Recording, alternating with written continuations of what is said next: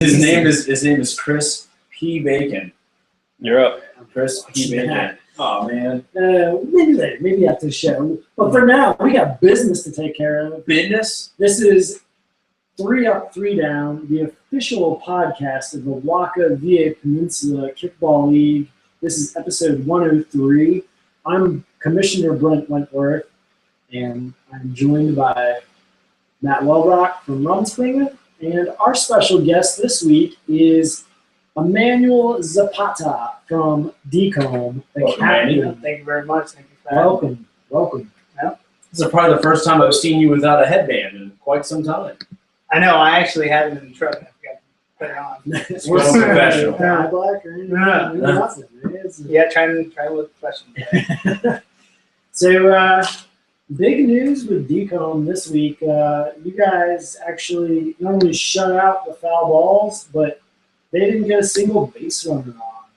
So before we get into our, running down all the games, we could start there. What was the story? Well, the story obviously starts off with pitching. Mark Flores on the mound, tough to bunt on, tough to kick. Not tough to beat your fantasy football. Apparently, I did see that. Yeah. Whooped his ass. Right. Yeah, but no, Mark Flores. Mark Flores was perfect on the mound. Alex Knocker at catcher. We have some news about that a little bit later, but he was great at catcher. And I don't know, just the defense as a whole was great and backed up both Mark Flores and Lisa Rock. She also pitched an inning, and she did great. So she'll be probably seeing some more time on the mound later on in the year. Yeah, she earned some more innings. Yeah, absolutely. Yeah, that's good. So Lisa, for those that don't know, is one of the pitchers for VA Hustle, the traveling ladies team that goes around playing nationally. When you guys were doing the pitching lineup, were you guys going for Lisa to play against a certain part of the opposition's lineup, or were you guys just strictly Flores, you do 1, 2, Lisa, you take 3? How did that go about? Usually I like to give Flores an inning off to kind of, he really doesn't need it, but he's a machine. Yeah, putting somebody in the inning number 3 is kind of what I usually do with my lineup.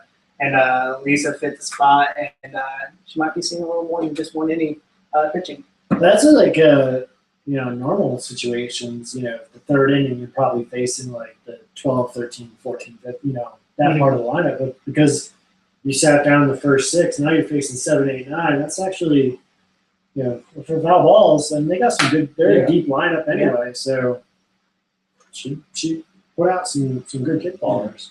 Well, this was going on because I myself have been in a situation, not all the way to the 5th, but maybe around the 3rd or 4th inning where that you haven't had any people make it to base. Were you aware of the situation that was happening? Did you put a little bit of extra oomph on it, or? If I get through a single inning without, I'm thinking about it. I'm saying like, oh man, we got a no kicker going. So you say something? Oh, I say something. Yeah, I keep it. That's probably why I've never had one. Well, maybe that's true for me too. But I tend to keep it quiet. But then whoever messes up and drops a fly ball, I berate them for about 5 or 6 minutes until I'm cooled off. So. Damn it, nerds! Yeah, he knows.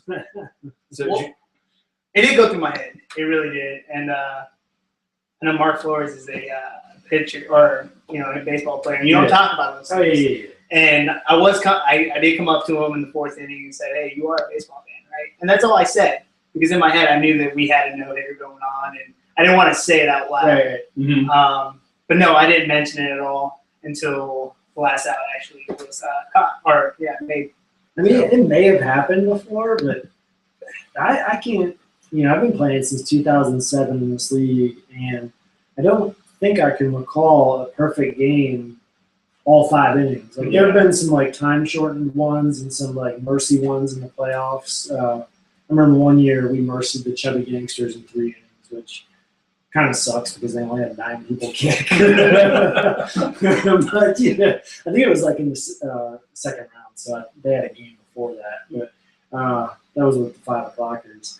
But to the point, like it's really difficult to get 15 kickers out in a row just because kickball, there's a lot of randomness in here. Mhm. And when you look at a team like the Foul Balls, I mean, they got some players that are good. Definitely some offensive talent. Yeah, Curtis is on that team. I mean, just a lot of experience on the team. Yeah. Definitely a lot of speed with Cruz and whoever the Charger was. You know, he did great. I'm sorry, I don't know. his Is he name. Joe Brazil on that team? Joe was he is, but He was out of town. He Oh, wasn't- okay. Yeah, he wasn't there, which obviously hurt him. But yeah, shit, Mike Reagan's on the team. Mhm. Jamie was Jamie's on. on the team. Yeah, I mean, they got some offensive weapons there. Yeah. A total team effort. Great by the pitchers, the catcher you mentioned, but also, anybody gets a pop fly or a line drive somewhere out there in no man's land to have the awareness to catch and do what they need No to do. bobbles by the first base, Yeah. Yeah. nothing like that. Yeah. There's so many things that can go wrong. with that. Yeah. Yeah. It was great. It was a great game though. Good stuff. Yeah. I mean, offensively, it looks like Offensively, Take that foul balls. Just, no, but offensively, started off with Todd Schimel home run over PC's head. take that, PC. Yeah. I'm sorry, the wind was there, but you kind of misjudged that one a little bit. I love Todd. Like, dude breaks his collarbone in the summer, and Kind of like 8 screws on that X-ray. Yeah. yeah, I talked to him before the season starts, and I was like, "So, are you gonna?" I was like, "What's going on? What's your status? Are you still playing, or are you, or when will you be ready to play?" And he's like, "Oh, I'll be ready week 1." He's like, "I just want to play defense." I was like, "Well, damn, I guess you don't need a collarbone to kick Boss. home runs, man." So, Yeah. let's take it easy out there. Yeah, he doesn't hold back. And I'm glad of that. You're not playing defense. He was one of the league leaders last year in home runs, I believe. Mhm. I think he was tied with me, or maybe it was you were up there too. I had two. I think. I was there too. I think were I was you? There you go. Yeah, Did I have 3? I might have. 2. I think you had 3. But I was really close to having 4. Anyway, How did this get on a Brent subject? It always does, man. Let's bring this back. because we're talking home runs, Yeah, homie. let's bring this back because we've talked about it on podcast earlier. We were mentioning it before we started the show. Decomb Blue. Decomb Blue. Decomb Blue. So Yes. for currently, in some circles known as Chubby Gangster Blue, Chubby Blue, and I try to start a movement where we start calling this Decomb Blue. With this notch on the Decomb's record of the perfect game, I think we got a little bit of motivation, a little bit of momentum here to make this Decomb Blue now.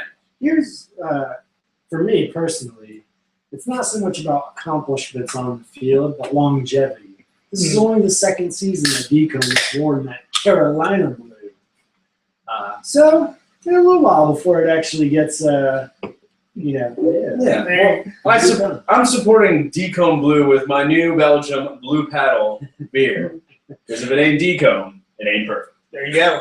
You heard it here from Old Rock's mouth. I say maybe another year, calendar year of Decomb in blue, and I'll warm up to it. I don't call it Chubby Gangster Blue anymore because it's expired there, so now it's just Carolina Blue. But I think we're on the right track, though, man. yeah, Sounds good. You got to get up into like tenured status, like Rumspringa, before you start calling it the colors after the team. Yeah. It's like one of those crown them, then crown them. Yeah. We are who they thought they were. I mean, I'm pretty sure where Decomb's going in the next couple of years. I think they'll stick around. I'm not opposed to it one day. It just hasn't. They haven't earned it yet, man. There's no shortcuts in walking deep. So Well, we won't take any shortcuts and be glad to take that when the time comes. I would just call it Decomb because it's just so difficult to type out. Don't come on my base. It is. It's really hard to say. No, yeah, it is.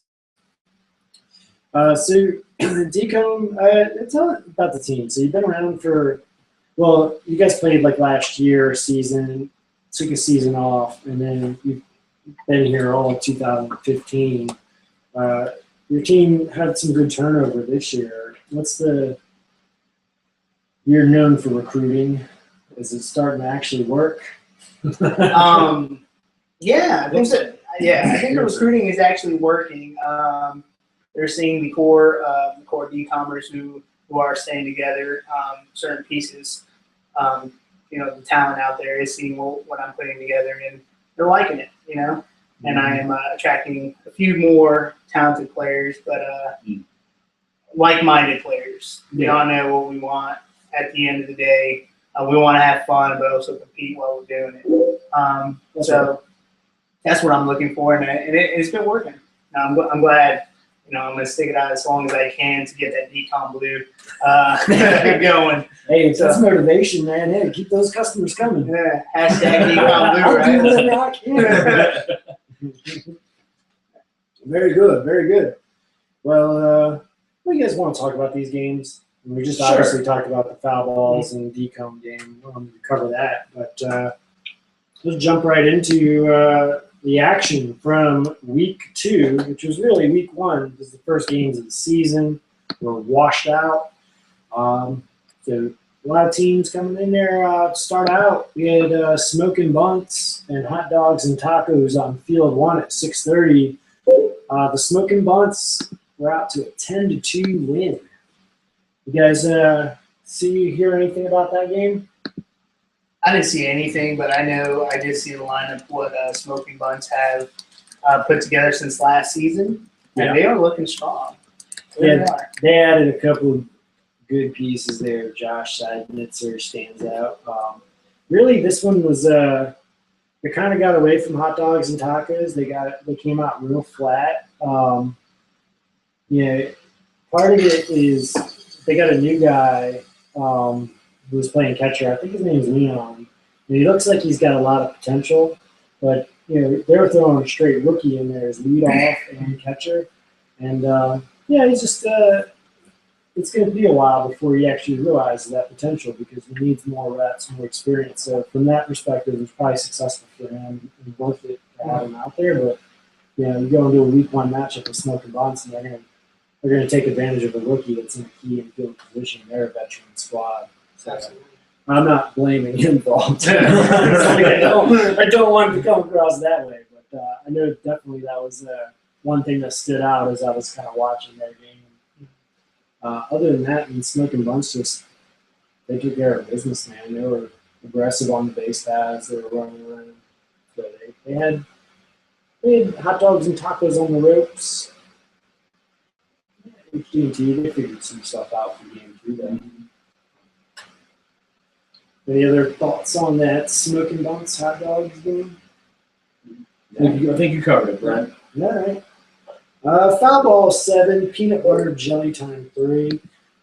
This was a 6:30 game. Both teams had a doubleheader. Obviously, we already covered the foul balls. We know how they went. So to kind of show you that, again, to speak to Deacons, foul balls is a good offensive team. It's amazing that they got shut out like they did in your game. You can see it here against Peanut Butter Jelly. They put up 7 runs, and those 7 runs happened like that. And this, with the foul balls team, was without even some of their players like Curtis, who didn't show up until game 2 for Decom. So they were losing a little bit of offensive firepower, but still able to put up the 7. Big shout out to Dante, who got his first ever on base with his first kick in kickball. So congratulations, starting off hot. Getting hooked. Yes. Yeah, man. I mean, it's like, why doesn't everybody play kickball? This is easy. Yeah. So, I've been doing this for 5 minutes. I'm already successful. oh, you guys suck. So good for him. Jamie Lacrosse on the day with 2 for 3, 2 RKIs. Excellent job for her. There's been some talks. Andreas, we're talking about the foul balls, a historical franchise. They're checking the record books right now to see if Jamie Lacrosse was actually the 500th run for the foul balls franchise. I would double check it, but I think that may be the case. In fact, they were going into the season with 490 something runs all time. This is their 15th season in the league, which is really remarkable. I mean, they've been playing since 2008. Andreas just keeps that crew together, and pieces come, pieces go. They've had over 100 players, 100 different individuals play with them. I'll tell you to start. There's one thing I'll talk about. I was Brent. I Brent a lot, but I will Andreas all night. I appreciate that man and his leadership. So that was really good. So good win. Peanut Butter Jelly Time was great to see them back out there. they got 8 out of their 18 or 19 people on their roster are completely new to kickball. So they're gonna have some growing pains. They're gonna figure some stuff out. But watching them, it looks like a really fun group, and I know that Brent and Christina Obershaw, they know what they're doing. They're very seasoned. They're great leaders in their own right. So they'll coach these guys up. And one thing for sure, peanut butter jelly time. It doesn't matter what league they're playing, what night. Their teams are always going to play hard. That's a trademark. So We got a frozen technical difficulty right now. No, do it. Are we? Yep. Too much hotness in one room. Apparently. That was when we bring Manny on. I do apologize. I'm sorry about that, viewers. So are we frozen? Just video? or Everything's audio? everything's good on my end. Oh, son of a gun. We were in a good groove. Yeah, this is the kind of shenanigans that goes on around here. I guess we're just gonna have to trust the viewers. Guess so. It's working. What are they talking about? It must be working now because I just turned it up. Oh, good now. Yeah. Good now. All right. Carry on, carry on. Sorry. That commercial break was brought to you by Sam Adams Oktoberfest. And so, like I was saying, that's the secret of kickball right there in a nutshell. Yep. You're gonna post a video about it later. Yeah. I will never repeat that ever again. Yeah. I won't blog about that. So, we said some nice things about foul balls. We said some nice things about peanut butter jelly time. Come talk to us tomorrow night. We'll tell you all what we said. Well, we just said some there, this, that. I blacked out for a while. So I don't know. Yep. Let's talk about 5-toe death kick taking on the chaotic kills. 5-toe coming across with a 6-3 victory over the Kills. The Kills, of course, were the number 1 seed in the playoffs last year. They had a very successful season. In fact, they went undefeated for most of the year up until the last couple of weeks. You can see here that history's not going to repeat itself because they're starting out 0-1. Yeah. I think this was really tough for the Kilfs. We talked about them losing a couple of players. Brian No Shoe with Shoes More, Nocter have gone on to different teams. So how are they going to fill that void on offense? That poacher right there. Yeah. Well, Chris Storer still does what Chris Storer do. Went 2 for 2, scoring both times to add 2 runs to the Kilfs.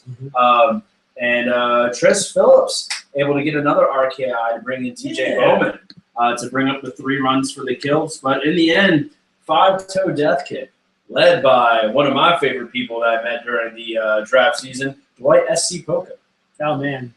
Dwight, 5 RKIs. So 5 of the 6 runs that 5-toe scored were produced by him. In fact, including a home run that he had in that game. So. And I was actually reffing that game, and he hit a bomb to right field. This bomb right over Diane's head, and it basically rolled onto field 2. That's how far he hit it. It was a great hit, yeah. My man Dwight, not only that, but he closed an insurance deal. My new Chevy Equinox is insured with Allstate. All right. Dwight Poca. I wonder what SC stands for. Have we discussed that with him at all? No, I haven't. I'll ask him. I was trying to think of something clever for like a big boot or even selling insurance, but I don't got nothing yet. He's from Chicago, so if I had to guess, I would say Nobody's one of my favorite people. Second City. Right? Second City, is that what it is? Isn't it Oh, that can be Second City, yeah. That's what I'm guessing because he's definitely a big Chicago guy. Yeah. We'll go with that.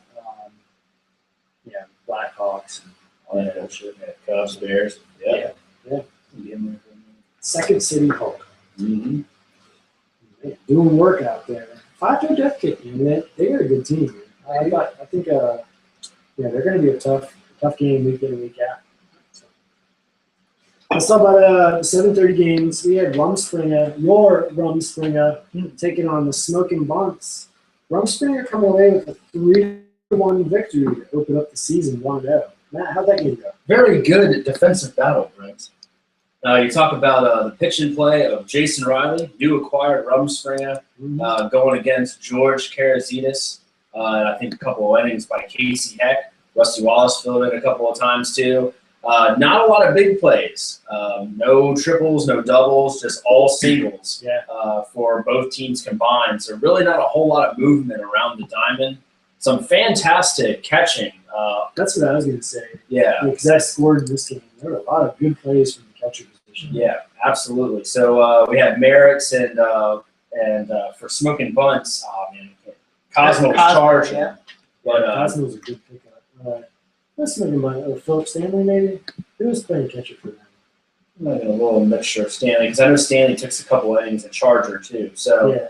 but the infield itself, and I mean, even the throws to first base, some great catches by Tim Nellis, Jason Finkel, Mike Ramey. I mean, really some ones that had bobbled. You could be talking about getting a little bit more people around the bases, and this score could be entirely different. There are a lot of ones getting scooped up, like they're like coming in low, and bouncing, and first baseman just short hands, just grabbing it. But good defensive battle. Props to Rumspringa. It was 1-1 for the longest time, and usually in those situations pass. You see Rumspringa tied to a little unfold in the later innings, but everybody kept it together, and were able to put up the 2 runs. Eric Cosma had a couple of people on base. freak out! Yeah, I know, right? Which was mostly me. Like, I had this 2 freakouts a season, so they calmed me down. But Eric Cosma had a big, deep kick to right field over to Bailey Brown, who was able to snag it. He was trying to bunt on for a while, but racked up the count, decided to take a shot out to right field. Bailey came down with that catch. Had that not been caught, you're looking at a different outcome. So That was a good game. mm-hmm. I enjoyed it. Manny? I mean, I didn't see any of the game, but looking at the score, I knew both teams would bring in great defense along with some offensive power. So Rumspringa coming out with the win.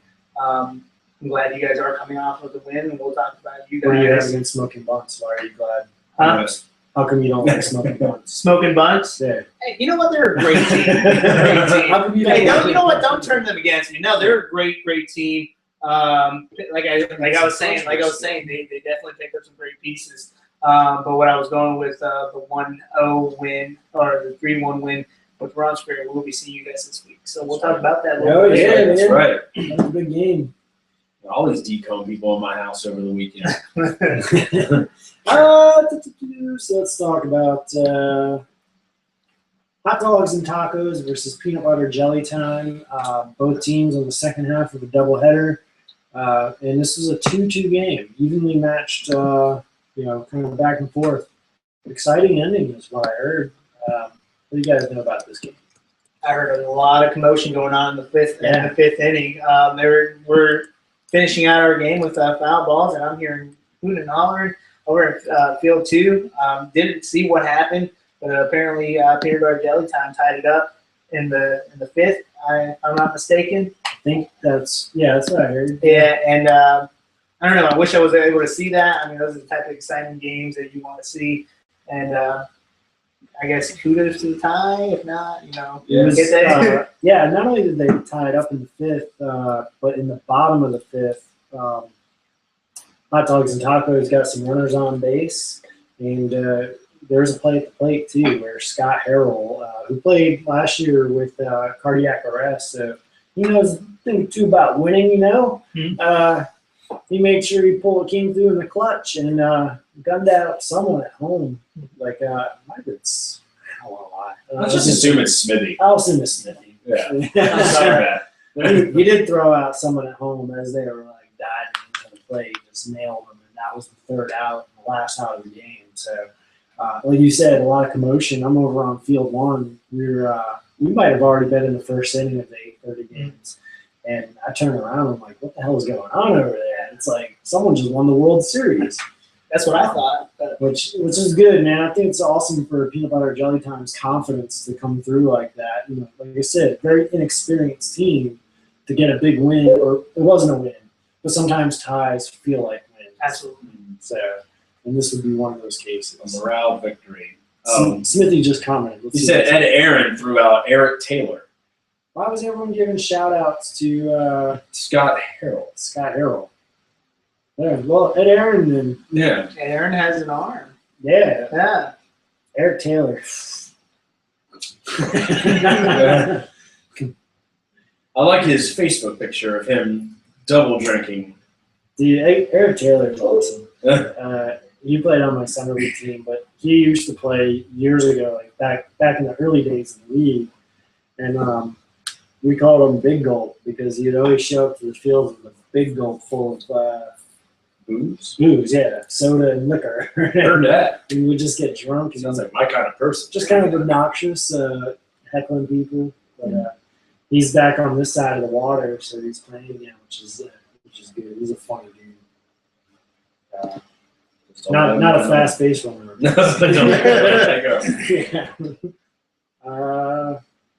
So we bumped down to the 8 o'clock games after we had discussed the foul balls decomb. Yeah. Moving on to another game of the week, Cardiac Arrest versus the Situation. Cardiac pulling off the proverbial upset, as some would speak. Upset? We're goddamn defending champions. We're supposed to win every game. I'm just saying, a lot of pundits had the sitch. Yeah, no, I think that's fair. Situation, of course, is a two-time champion in their own right, and certainly known for their Undefeated regular season record. the fact that they had not lost the game up until this point in the regular season at 27-0-4. So now it's 27-1-4. So just like Brock Lesnar, we are the one behind the one in 27-1-4. So was it eat, sleep, kick away, repeat? Would that be it? I did a few bunting in there. There we go. Actually, it was all of our runs were pretty much manufactured based on Josh Carr and Ryan Warner with some aggressive base running. Really just got in and took the extra base. Josh went first to third and then scampered home on the very next play. I can see him scampering. You really said it was like a scamper.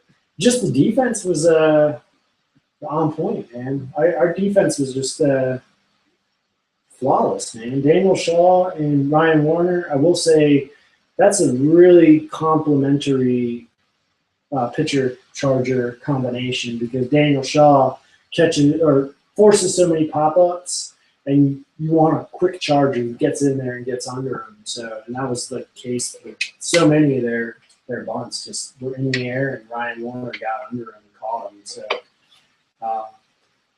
and just outstanding. Josh Carr filled in. Both of our top two catchers were unavailable for this game, so Josh Carr kind of got the nod. He'd never played catcher before, and you know, in a stage like that against a professional team, you know, like he couldn't have played better, man. He did what he played within himself. He didn't try and do what he couldn't do. He made the plays he could, and he ate it when he couldn't. So, all in all, man, just a outstanding game by us, man. Any best practices you could share amongst the league on how to take down the situation besides perfect play? I mean, it sucks that it's almost like you gotta say, like, you gotta limit the mistakes, Yep. for sure. No mistakes, man. Because Brandon, how did you do? I did terrible. Oh, okay. Well, never mind. Yeah. You just stay back. Yeah. Phil told me, I asked him, I said, what do you want? Because I think I was leading off. And he was like, do what you feel is comfortable. And I was like, well, we do need base runners. Let me try to bunt. It was a terrible bunt. I tried to go up 3, went up 1. It was terrible. But luckily for me, I didn't have anything in the outfield. I was mainly conducting people, and especially going into the last inning, I know how people, and I've been on a team before, that tenses up when you're up on the situation. You get so tense. But I kept yelling. I said, just stay loose. And all of a sudden, Daniel Shaw is dancing and singing on the mound. I'm like, I think we got this. I think we got this because he was relaxed. He was feeling it. What move was it? Who we got? Like the wobble? Was it the stanky leg? It was a little shoulder move. Yeah, that's about it. A little shoulder. Was it? Shifty. No, he wasn't doing all that. He was doing that when he pitched. Good. That leg was getting stinky. So was the pitches. Heard that. Now I heard he also struck out Eric Davis. Did he Ooh. not? Yeah, Ooh, he did. Yeah, that was the situation. Did get a couple of kickers on, so they were threatening. They had runners on first and second, I believe. Edge and Jimmy, might have been the ones, or maybe it was Edge and Tyson. I'm not Tyson was sure. on. Yeah, Edge and Tyson. And Eric Davis came up, and he's a dangerous kicker. He's one of the best pure kickers in the league. And, yeah, we had one out. Shaw just kind of – he brought it, and I think, They did. you know, Eric, as good as he is, he's still kind of inexperienced from a kickball perspective, and I think he just lost track of the count. And sure enough, it was not even a close – it wasn't disputable. That ball just slid right in there, right over the plate, and he just watched it. And I was like, Oh. like, I hate when that happens. dang. How do you think Daniel Shaw's dance moves kind of distracted them? It could have been. They could have been. Voodoo. There you go. So that could have been it, but it was a big out because now the pressure gets relieved with 2 outs. And then I think the next kicker was Amanda, and we were able to just try to go up 1, and Shaw tagged her out. Mm-hmm. So it was hats off to the situation. I think the fact that I posted the score on the thread and like 20-something people liked it, and it's not because they don't like the situation or dislike them. It's not as they fuck those guys. It's not like that. It's more of a it's such an accomplishment to beat them, even if it was just a regular season game, week 1. I mean, that only means so much. Yeah. But the fact that it happened, people really respect them, and we'll give them props to Cardiac. Yeah, it's worth noting. Yeah, oh, absolutely, man. If it means something to beat them. Yeah. Absolutely. So, Well, congratulations, guys. Hopefully, there's a good chance. Yeah, hopefully we'll have the opportunity to play them again, and when it really counts in November. So, possibly. Oh, Hmm. translating, possibly. Oh, thank you. Yeah. I didn't know. I don't think anybody understood that, but now we're on to Kick-Ass and Jungle. Welcome to the jungle. Welcome to the jungle. Yeah, this is one of the premier matchups of the week. 2 top-tier teams facing off, and Welcome to the Jungle had their opportunity in the first inning with bases loaded. Someone kicked a line drive to Lisa Fabia. It may not have been a line drive, it may have been pop-up, I don't know. But they kicked it to Lisa. She fielded it behind third base. Randy Devlin, being the aggressive, fast guy he is, took off on the tag-up. And Lisa is very experienced in her own right.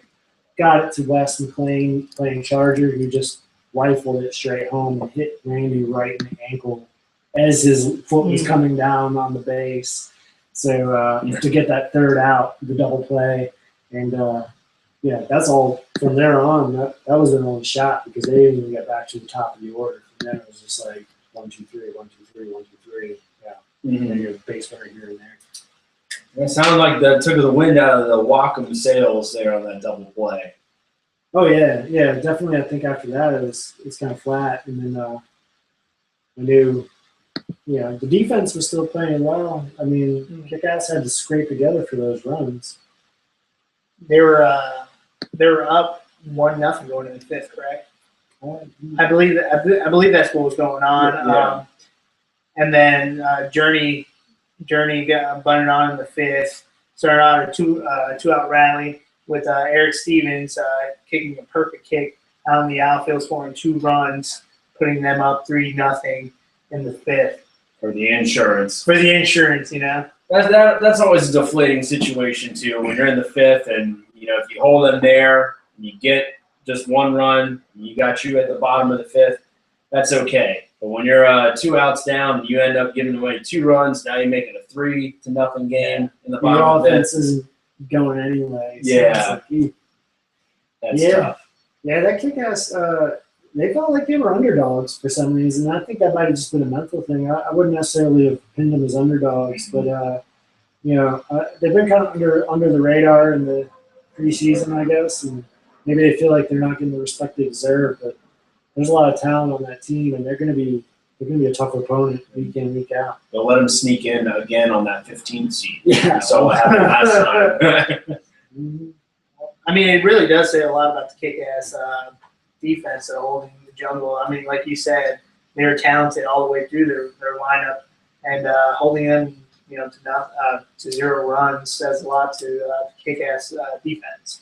So kudos to you, kick-ass. Good stuff. And then the final game, we had the Alcoholics taking on Fireballs, and the Fireballs came across with a 3-0 win. Yeah. So Fireballs, my dark horse team this season, the team I'm going to be really behind on and to shock the league with some good play. First shutout, Jonathan Vrooman and Ryan Saloka teamed up to perform the shutout, and almost would have been the second no kicker this week to match Decombe had it not been for Fiorina Cavo, who was able to be the lone person for Alcoholics to get on base. Yeah, good for her, man. She's a freedom player who came over. I guess she moved to Hampton, and she signed up for Peninsula. Got her in on the Alcoholics. It's good for her. But Fireballs, man, wow, that's a impressive start. They're a team that, TJ did a lot of work this offseason to recruit some players, and he didn't go the Manny Zapata route. He didn't recruit them off of other teams. He recruited them off the soccer field. So. Well, you know what? I'm gonna give Matt Welbrock some credit because he told me a number of times recruiting rookies is not winning a championship. You have to get talent. You have to bring talent and veterans to your team, and that's the route I took this time. And but I will be. I did bring some rookies on. Yeah. Sam Wald. He played last year, right? Last season. Summer. He played summer. Did a great job. Earned a spot on decom, and then I like that. Earned a spot. Yeah. we're just rolling with it. Nice. I don't remember when I said that. I was just kidding, man. I might have had a couple beers because I don't know when I said what I said and how I said it.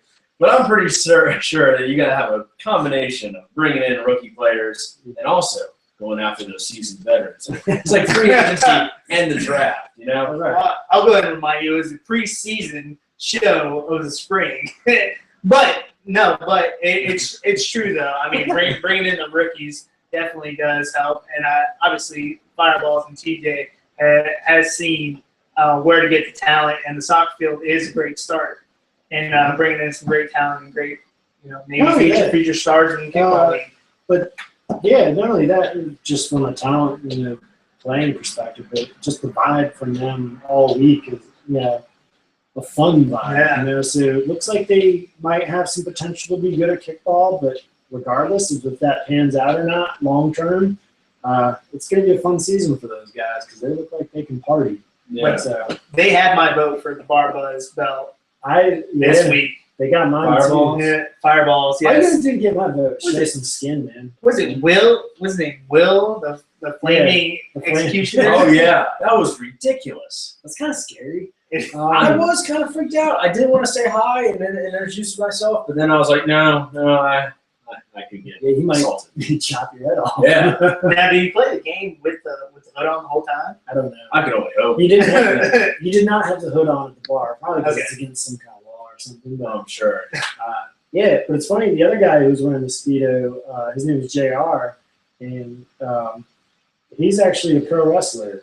So Is he? Yeah, he wrestles locally for Vanguard Championship Wrestling. So I didn't make that connection, but I know a lot of those guys from there. And I saw we were mutual friends with a lot of them. I was like, hey, what's up, man? You into wrestling? And he's like, yeah, You like amateur wrestlers? I like amateur wrestlers. I just trying to see the pictures of him in the Speedo. I was like, I want to chat with this guy. Yeah, So see what he's all I about. stalked his Facebook a little bit. Yeah. I said, oh, he has similar interests. I can talk to him. I like that. I like that. No, when you put it that way, man, it sounds really awful. Let's also give some credit to Alcoholics, too, on the flip side. This is a team that's come in, a very fun team. You can see their posts on the Facebook page. They've been walking all around town with this belt, Yeah. going to practice, going to taps, going to other bars. Downtown Hampton. Downtown Hampton. So, I was able to talk to a couple of them, Ian McPhee, Derek Nallen over at Taps after Wednesday. They were in good spirits. They were having a good time, really enjoying the social scene and everything. So, it looks like they're having a lot of fun so far. So, really props to the Alcoholics coming out having a good time. Manny, what are you doing, man? That's Brandon's job. Yeah, totally. Just ask me. I'm Oh, new. and I'm new. I'm sorry. Smithy said that he wore the mask the whole game. The whole game. The whole game? It has Yes. to be hot, Oh, man. geez. Yeah. Just like how those luchadors wrestle. I don't know how they see in that thing doing When- flips and like stuff like that. Well, that's actually JR's gimmick. Is he's the homeless luchador, Chach. So he comes out. He's got like a real ratty mask and like real ratty shorts. And when we went to no one from the kickball league was with us. Someone with Poe and Mark from me. A few other guys. We went to a show in December, and he was wrestling. It's gonna be in October's. He was wrestling in the mean? Battle Royal. And he got thrown under the rope, so he wasn't eliminated, but he was just chilling on the outside, and some kids spilled popcorn, so he started eating the popcorn off the floor while he was just chilling. I was like, man, that's commitment to the gimmick right there. Yeah. So, anyways, yeah, looks like he's I don't want to go off topic for a little bit. I did get a text message from my. are we on topic? No, what? No, I don't think we are. Are we talking about Brent? Yeah. Are we talking about Brent? No, Oh, okay. Then you're on topic. no, but my son's about to go to bed, and he wanted a shout out. So Oh, good night, Alex, and Good night, Alex. Yeah, Thank you for watching the podcast. exactly. So you can add on that an Yeah. extra viewer there. Oh, man, I'm sorry for saying fuck so much. Yeah, I apologize for the bad way. He Your dad sets a bad example for all of us. Good night, Mijo. Go ahead. I'm sorry about that. Good night. Watch out for the buggy. What were we talking about? Yeah, So alcoholics, we ended on that. we'll preview these games for Yeah. week 3. I meant to watch the video from last week and find out what our records were on the pickups. No, Oh. Check. I remember you making that commitment to do so. Yeah. Well, Can't believe you let us down. yeah, work and life has gotten in the way once again, Brent. All right, Put in these hardwood floors. let's talk They look about great. these games. We'll go through a couple statements about each one and then make our predictions. So let's Sounds go with Rumspringa taking on Decomb. You guys played each other, both 1-0. What are our thoughts about this upcoming game? I'll go ahead and let you start. Oh, okay. Well, I think if I remember correctly, we lost by 2 to Decomb last year. That's right. So On April 22nd, 2015. Yeah. Decomb April's not- defeated Rumspringa 2-0. April is not my month. September is my month. Did you read that off my I did. Come on, man. Like, you know better than that. I know we lost. I know there was a altercation between me and Benjamin Ottman, which I had to apologize to Benjamin Ottman. What do you first nice at you? Close. But no, this is going to be a very, very tough defensive battle. I think we're going to try our best to hold the big Decomb legs in check. We're definitely not going to get kicked on. I'll tell you that. That's for damn sure. But I'm prediction. yeah, I'm predicting a very close match, and I'm gonna go pick them. 3-3. 3-3. 3-3.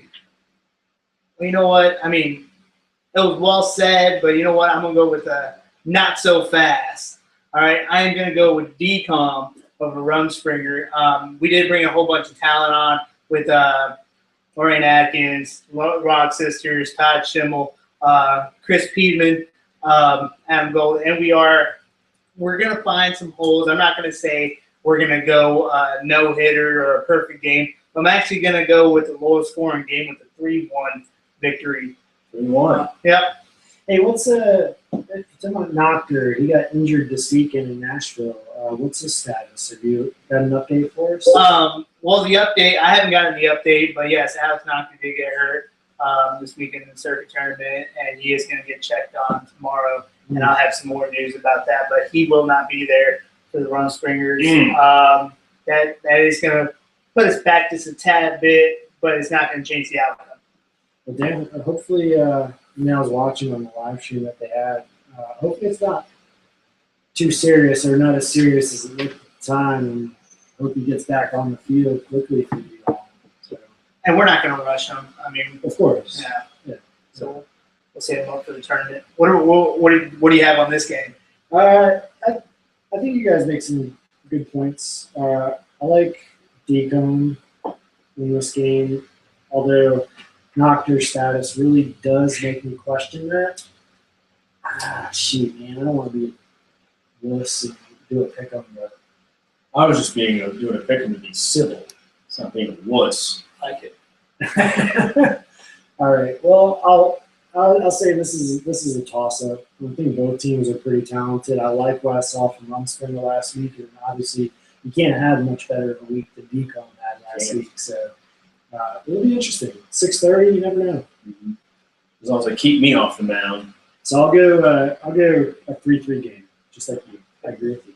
The hive mind is real. Wow, that's it's a rare when you agree with me. I know. I've just been doing my research. Let's talk about the Fireballs. They're 1-0. We talked about them a moment ago. They had a big 3-0 win over Alcoholics this week. Competition steps up just a little bit. They'll be playing Kick-Ass, who's also 1-0, shut out Welcome to the Jungle 3-0. So of these two teams that won their first game 3-0, what do we see happening in this one? Well, Fireballs again. Brandon, if you put up on the dark horse of the league this year, it's a very, very coveted title to have going in when you're playing your season. However, last year my dark horse went all the way running the table almost to the last 2 weeks, and then they suffered their first loss. We're going to get this out of the way real quick so we don't have any problems going into the tournament. So Fireballs is just going to give this one up outright. It's going to be a little bit closer than the pundits predicted. I'm going to go 5-3 Kick-Ass over Fireballs. Okay, bold prediction. I mean, not the Kick-Ass win, but just being that close. Yeah, I can't disagree with you more on that one. Fireball is very energetic when he came in first week. But I think the Kick-Ass defense and their offense is just going to be a little bit too much for your dark horse. I'm going to go with an 8-0 win. Kick-Ass. So here's a couple things. This is the first game of a doubleheader for both teams. Kick-Ass does have situation at 7:30, so you could say this could be a trap game for them, as they may be looking forward to that 7:30 game, not so much focused here. It's also a 6:30 game, which, as a former member of Kick-Ass myself, I can tell you those 6:30 games maybe shows up at 6:29. With no lineup, the preparation there, if Fireballs are organized and they're ready to go and they're up for this game, they can catch them napping. I don't think that'll happen, though. Just too much talent, too much experience on the Kick-Ass side. I think this will be a good learning experience for Fireballs. I'll go 10-1. Wow.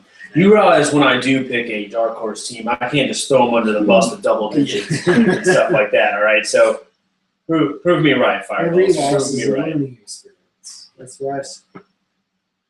Let's talk about on field 3. We have the Chaotic Kilfs. They were 0-1, going up against Peanut Butter Jelly Time, who were 0-1-1. Thoughts, Jeremy? This is a tough one here. This is a tough one. Yeah. You want me to start this one? No, you know what? I'm going to go ahead and start this one. Go ahead. Floor's yours. The Kills did not start the way they wanted to start last week, No, they do. but I do think that they are going to start well against Peanut Butter Jelly Time. And their experience over Peanut Butter Jelly Time might be just a tad bit,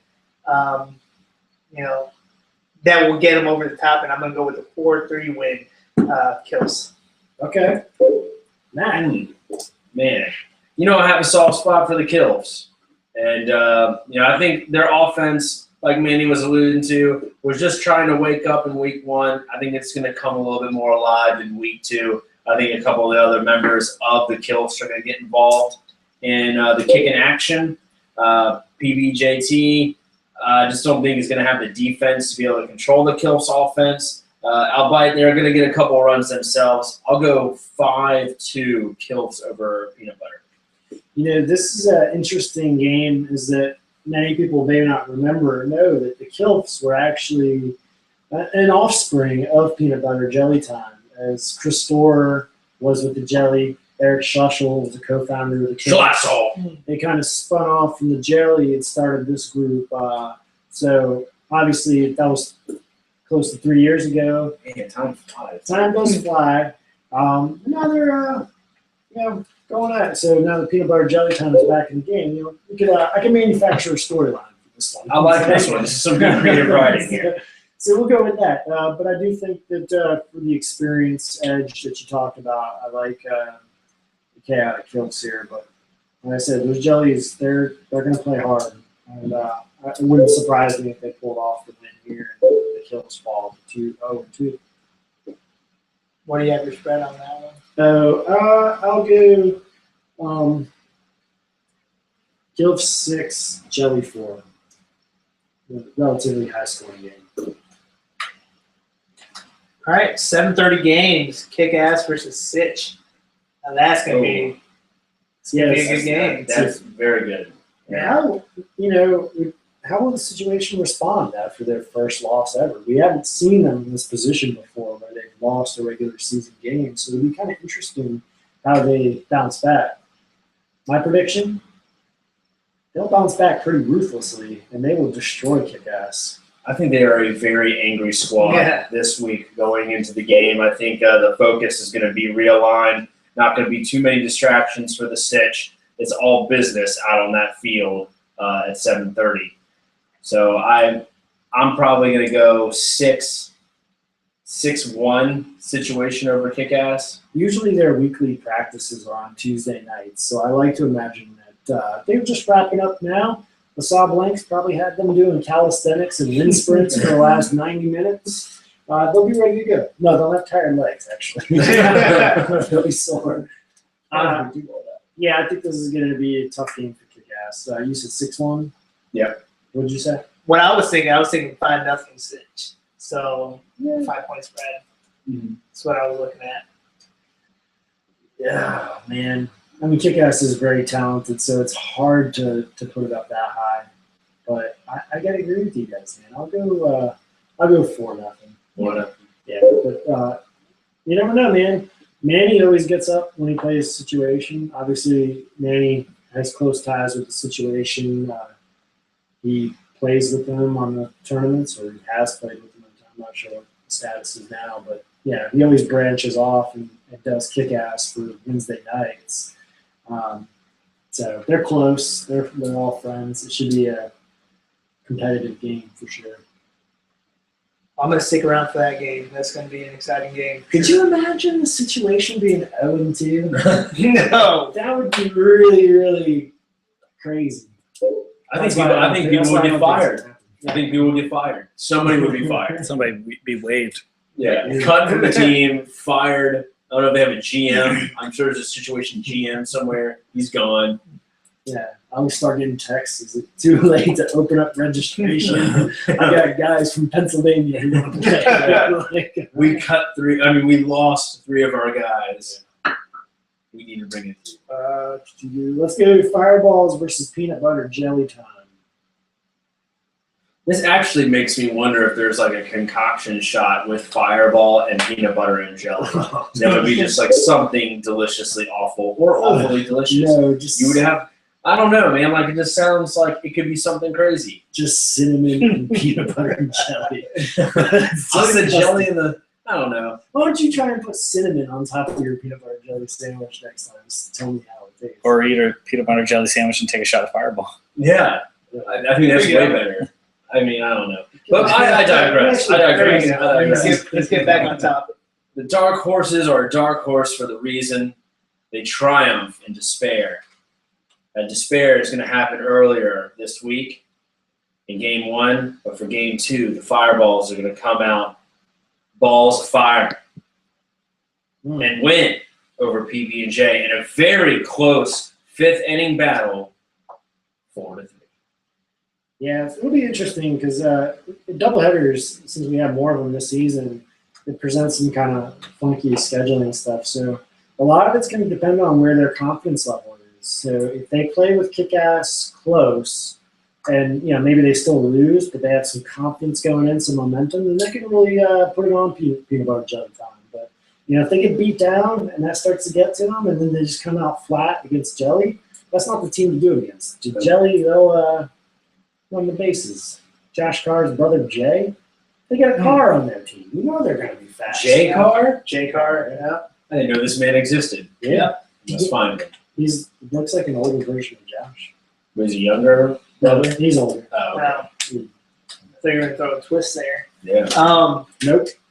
But I believe that Peanut Butter Jelly Time is actually going to have more of a momentum, seeing that they're going to have a close game with Kills, that they might just edge it out in the 5th inning with a 4-3 win.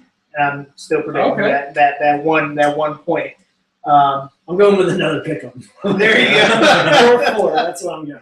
4-4. All right. They're all pick-ems this week. So I had 4-3 Fireballs, and you have 4-3 Peanut Butter Jelly. That's correct. And I'm I still, see you keeping these records over here. Don't act like I'm not going to ask you about these. I will. I mean, someone failed to bring the records from last week, so I'll make sure that. Brent. Honestly, I don't bring them. Do you see any records here? I live in this little screen right here. And then look over his shoulder for This, notes. Surface 3. Like on my Microsoft Surface 3 with Toshiba. yeah, I believe last year we lost to him 2-0. That's not really impressive. You remember that? No. Oh man, I see you looking at some of the stuff over here that I copy and pasted. Don't lie. You looked over one time and said a statement. Yeah, you did. You mentioned the Scott Harold thing that actually turned out to be Ed Aaron. That's because I read it from the same Yeah, coach. you saw it on the screen. Don't lie to me. You're on Facebook over there. You got some dude for State Farm. Who is that guy? Is that Dwight? No, it's not Dwight. Oh, That's just an F. that's what he wants you to do. I'm not clicking on that, dude. Some old dude. Oh, look, there's another State Oh, how Farm. do I? God, man, we've been looking at State Farm this whole time, trying to get another quote. Right? Yeah. Look. Wait, Not trying to start Oh, anything, God. but Trying to strong arm me on some premiums. No, it's offensive. I just reported that State Farm ad. All right, you're good now. all right. So Next game. Yeah, Cat Kills Foul Balls. 7:30 game.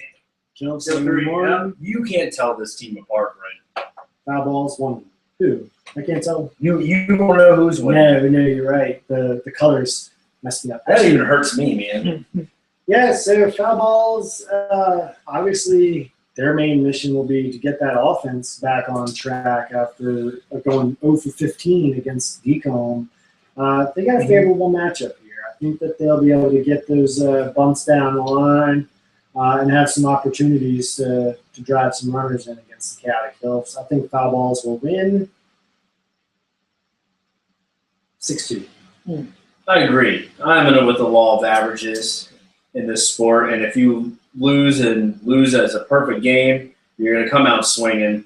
Kilps are going to win their first game in this doubleheader. However, I feel like they're going to succumb to the foul balls offense and not just going to have enough firepower to put it back. I'm going 6-3 foul balls over Kilps. Same score they had against Five Toe.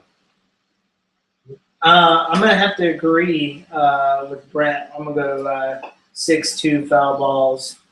Joe should be back and bring in some firepower. So it's going to be a good game, though. That'll help greatly. Yeah. Cardiac Arrest 1-0 versus the Jungle at 0-1. This is going to be a good game. I'm certainly looking forward to it.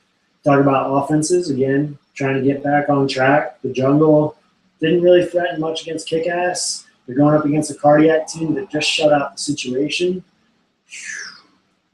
It's not going to get easier for them. The only thing that's going to get in the way of Brent is Brent. All right? That's a fair statement. So play your game. Pretend like you didn't beat the situation 2-0. You going in against Welcome to the Jungle, you handle business. If you guys go in there thinking we beat the situation 2-0 and we can take it to Welcome to the Jungle, they can sneak up on you. So as my friend, don't Brent it. Yeah, Welcome to the Jungle is nowhere near as good as the situation. We should have any problems with this one. Yeah. Starting Still, out with that type of attitude, I still go Cardiac Arrest. Favored heavily. They're the champs until they are knocked off. Cardiac. 6. Cardiac 6. Welcome to the Jungle 1. Ooh, Wow. shit. I didn't see that. I like it. I like it. Well, you know what? I think Cardiac is on a high streak. They had not skipped a beat from the championship in the spring, and I don't think they're going to skip a beat this week either. And I think they're going to go ahead and take the victory 4-0 in this week. So. I do think this is going to be a close game. So obviously, I believe in my Brandon teammates. agrees. Yes, I do. Yeah, obviously I believe in my teammates, but yeah, 1-0. Still the shutout though. Yeah, I like it. He's always giving them runs. Well, the defense, man, that defense is on point. Somebody's got to sneak around there, right? It's all about smoking bunts at 1-1 versus 5-toe death kick at 1-0. What are your thoughts about this game, guys? This is a very intriguing matchup. I think so too. Smoking Bunts, putting down 10 on hot dogs and tacos, had a rough outing against the Rumspringa team in their doubleheader. The 5-toe death kick put on a great offensive showing with their 6 runs last game. Should be tough to see which one's going to outperform the other. I think Smoking Bunts just has a little bit more firepower than 5-toe death kick defensively. I think Smoking Bunts is a whole lot stronger with Eric Cosma, Casey Heck, George Karazitis, all in that infield.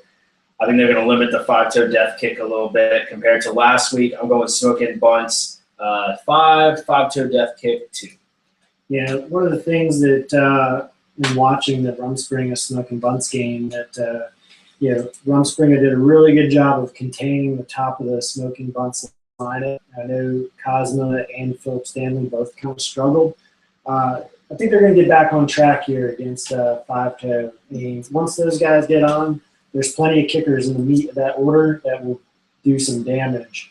So I see this one as not a favorable matchup for 5-toe death kick. I'll go a 3-2 win for Smoking Bunts. I'm going to have to agree with Matt with the 5-2 victory. I think Smoking Bunts is going to come off from last week and start the offense pretty early. Their defense is going to hold up, and 5-2 victory for Smoking Bunts. All right. So the final game for week 3, we have the 0-1 Alcoholics taking on Hot Dogs and Tacos, who have an 0-1-1 record. Thoughts, gentlemen, about this matchup between maroon and pink? It's tough. I never take hot dogs and tacos seriously, like as I should. I should take them a whole lot more serious, but I don't. And I'm always thinking that they're due for upsets. And Alcoholics, I really like the swag they've been bringing around this week with the belts and going out to practice and at the sponsor bars and everything. And I'm just in my heart of hearts, I'm just rooting for Alcoholics to win. Like that's what I want to see happen. So I'm just gonna pick it just as an emotional pick. Alcoholics 2, Hot Dogs and Tacos 1. I don't think that's gonna be the outcome, but that's just what I want to say. Manny. I'm actually liking your view. I am. Alcoholics have been on it all week. They've been practicing that while other teams haven't. Alcoholics is taking this 2-1. I like your style, man. I like it too. In fact, not only have they been practicing, but they've been practicing using the tips that I posted Sunday night. Oh, So I post a blog about how to kick away. those are situation team beating tips. There we go. I post a blog about how to kick away. The very next night, they have kick away practice just on that. So based on that, you talk about I like that a lot because this is a team that last week, they only had 1 base hit. So offense is a challenge for them. They get some tips. They say, hey, let's try this out. Let's go to Goslin's Hope Park. I think this is going to be Alcoholics 16, Hot Dogs and Tacos 5. Well, they're just They're gonna rip that defense apart because now they know how to kick line drives. I like that. Well, there you go. Hot Dogs and Tacos. You've heard it here. Wow. Yeah, you Watch better out the long drives. yeah, they get that outfield ready. Better get the second base and shortstop because those are the areas I like. Yeah. Start setting up your lineup right now. That's right. There we go. I'm glad we're all in agreement on that. 16 runs for the Alcoholics. Well, not quite agreeing there. Yeah. Just a 2-1. win-loss. Yes. Lock your ankles, point your toes. Power comes from the thighs. Keep your head down. Can't lose. Heard that? Yeah. Anyways. So let's get out of here, man. We've been over an hour now. First, a couple plugs. There we go. The charity tournament, October 17th. Walker Kicks Cancer. Sign up at kickball.com. We already have 6 teams starting. It'll be at the Hampton or the Buckrow Soccer Park down in Hampton. So really nice fields, a good location. I'm pretty excited about that. Actually, it's better than Briarfield, which isn't bad. To be honest with you, but it's for a good cause, man. We're raising money for Relay for Life, the American Cancer Society. It's always one of the best tournaments of the year. So sign up. It's only $35. You get a T-shirt. Yep. With the design by Brandon. There we go. Yeah. No, This is a great Brandon's opportunity. design's not on this T-shirt. No, that T-shirt No. sucks. Sorry, It's okay. It's a good T-shirt. It's not as good. I wanted to put it on there, but they don't like it. Who's they? Walker. They won't pay you. I'll make a man. phone That's call. what it is. I'll make They a won't phone pay you. Make the phone call. No, but the T-shirt. I mean, if you sign up before the end of the month, it'll have. It's a regular Walker shirt, but then on the back, it's got the sponsors of the charity tournament and the home plate design on there. So, it's a one of a kind, man. The sponsors will be announcing shortly as soon as those checks stick. That's what it's all about. Yeah, right. So I love it. I love the charity tournament. So we got 6 teams already. I'm hoping to get 15, 16, 20, whatever. So we gotta get the word out there because it's coming up pretty quickly. Well, this is a great time to definitely spread the word. I know everybody's been talking about kickball with their friends and haven't had an opportunity to actually bring them out. This tournament right here is the time to bring it, especially when supporting a great charity like Relay for Life. So challenge yourselves, bring somebody out. Reach somebody out that hasn't played kickball and bring them out. Yeah, I'd love to see these newer teams that have a lot of potential. Alcoholics, Fireball. Put a team together. Yeah. And at the very least, it's open to all skill levels. It's not going to be a highly competitive tournament. I'm sure there'll be some good kickball teams there, some good players, but it'll be pretty much the same competition level that we see on Friday nights and Wednesday nights. But a good opportunity when you play 3 or 4 games in a row. You're going to learn some stuff. You're going to get some experience. And it's only going to help you a month later when you play an end-of-season tournament too. But most important, it's for charity. Yeah, definitely. And then the other plug I have is the trading cards. I'll have those next week. So I picked them up from FedEx today. Some of them I'm not quite happy with the quality of the work, so I have to bring it back and force it with them, do some fighting. Jump behind the counter and start grabbing them by the lapels and say, fix this. And I need some time to organize and put them in envelopes and all that and start showing those things. But for those player cards, those trading cards will be on sale next week.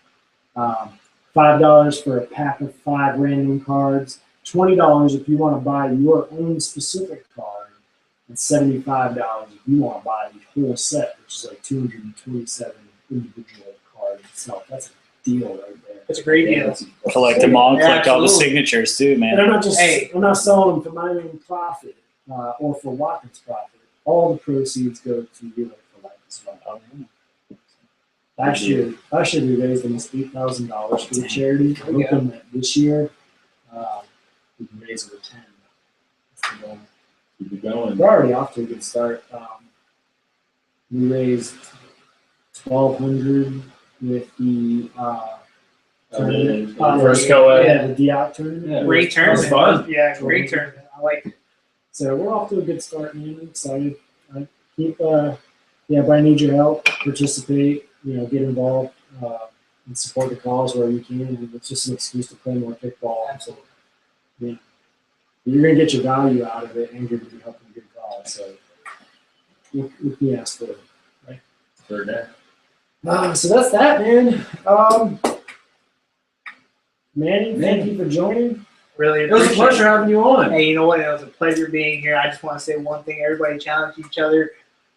Bring one person that hasn't played kickball to this charity tournament. Let's raise some money for the Relay for Life, guys. I like it. All right, we'll see you guys on Wednesday. Can't wait. All right. See you tomorrow, guys. 3 up, 3 down. Peace.